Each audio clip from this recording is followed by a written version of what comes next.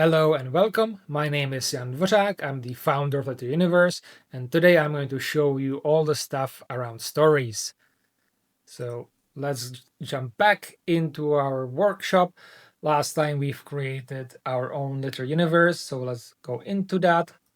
Click Stories, and we'll see there is nothing here. So we'll create our first story.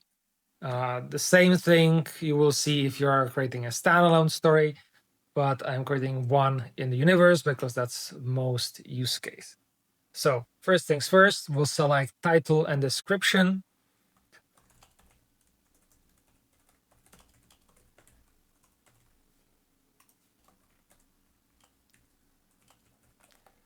So this is similar to universes. You select the title that will then generate an SEO friendly address for you. This, in case of universes, will compare that to anything else that you have in your universe. Otherwise, it will compare that to other stories in general. So you need to pick something unique. Once again, make sure that once you're gonna have it, you don't change it afterwards. Otherwise, the links that will use this nice looking address are not going to work. And then we have some description to entice reader what the story is about. You can upload a cover, and then here we have some universe settings. First, it says here in this case that it's a canon story. If it's a standalone story, it will say standalone.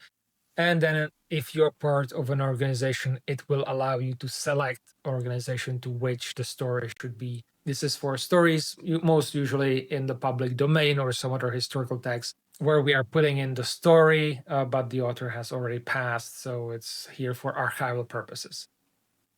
Then select your language. And here we have publication options. You can publish the story immediately, but I highly recommend against that because once you actually publish your first chapter, that is where the story is going to be published automatically. It will be a cascade, and if it's a story inside the universe, it will also publish the universe if the universe was not published already. You can always prevent publishing, so that will make sure that you don't accidentally publish a story. Next, you can select if you want to show chapters in chapters listings. So normally we'll start at 0, 1, 2, 3, 4, 5, and so on, starting with prologue and chapter 1, chapter 2. That will be added automatically. Or you can disable it and make sure to name all chapters uniquely. We also allow you to add a trailer for your story that's going to appear at on the story preview page.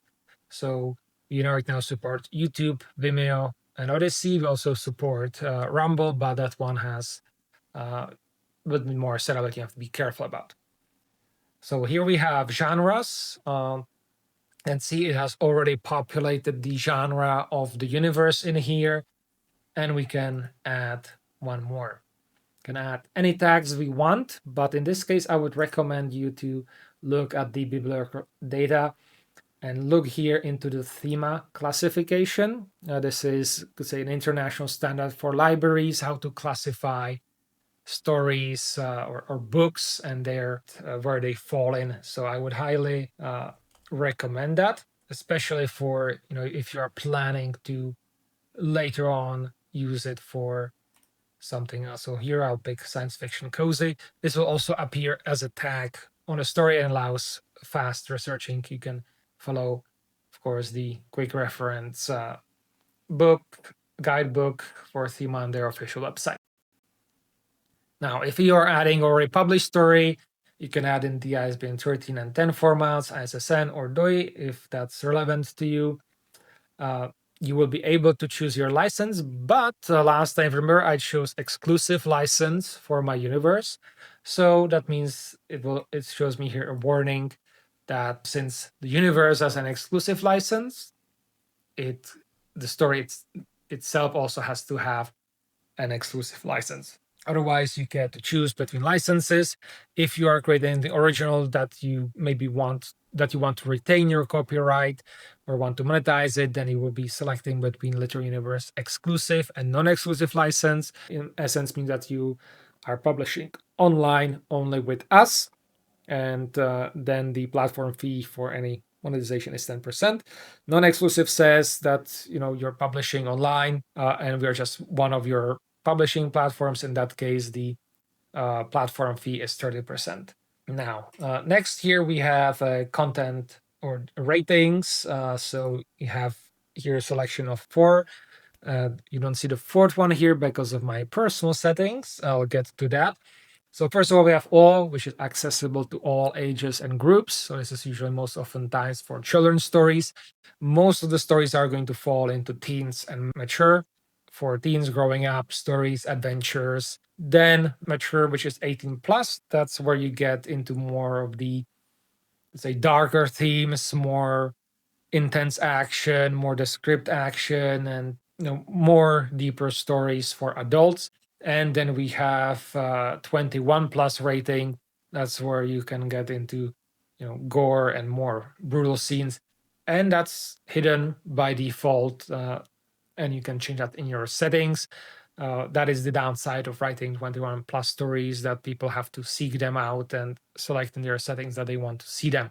We do kind of do this settings automatically based on the age.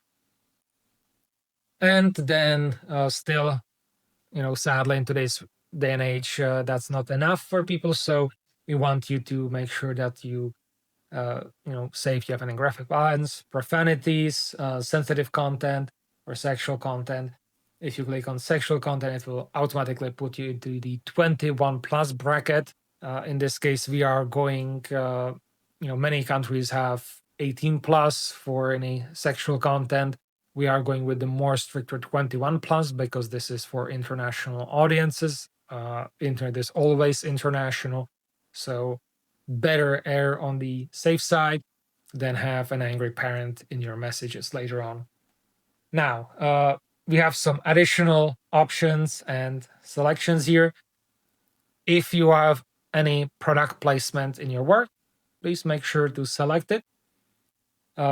If you are putting it here as just a preview, so say, 3 chapters, and then you are going to link to where people can buy it, please also mark it as such. This will also give you some additional options as well.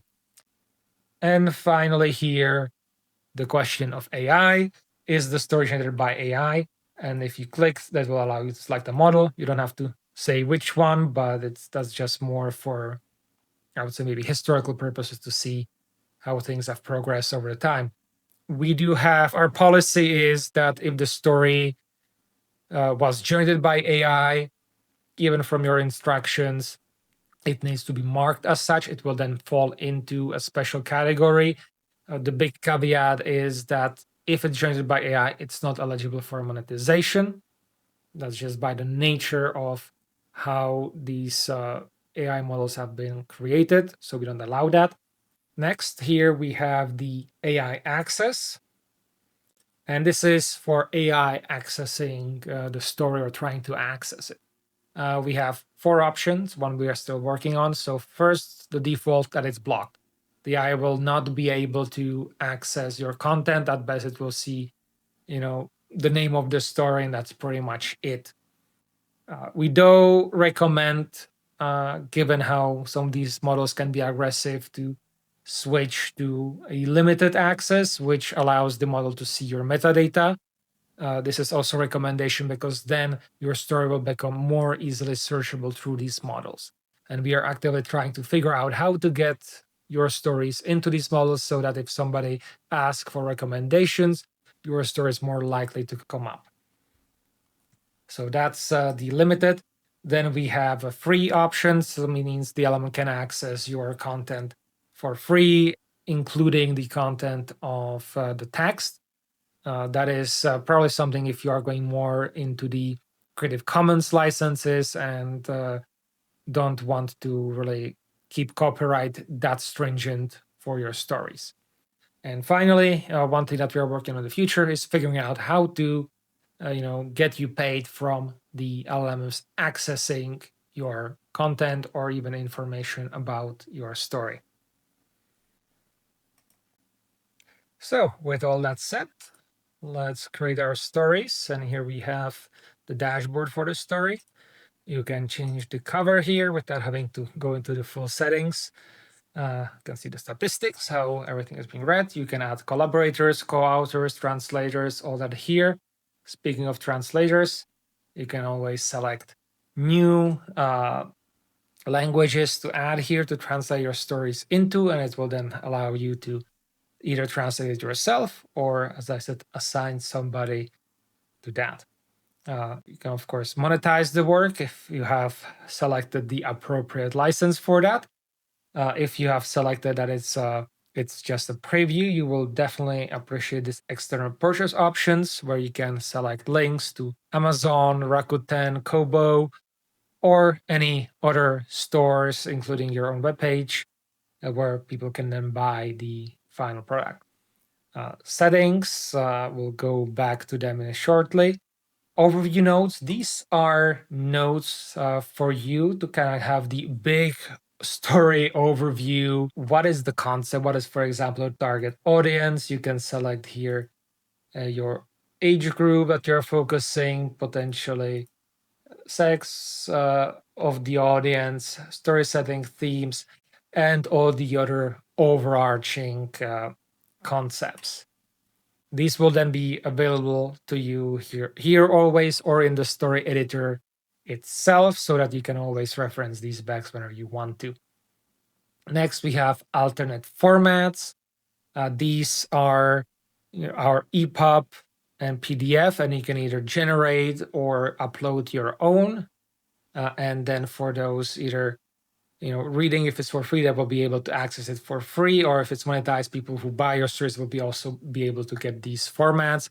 And for the users who have configured their Amazon emails, they will be able to send that to their Kindles. We have writing challenges. So this is, you can select how many words you want to write in a month, and then you can challenge yourself to do that, and you will have all the statistics and tracking necessary to follow that. Storylines and scenes managers are two, say, connected features. Storylines allows you to, as the name suggests, put in storylines for, say, your different characters or organizations and plan them out as things go through the different chapters. And then scene managers are the different cards in those storylines that we assume, hopefully, are the different scenes, and that those are then available in the editor, and in the scene manager you can reorder them so that you can plan out how the chapter is going to go. Legal documents shows any relevant legal documents to your story.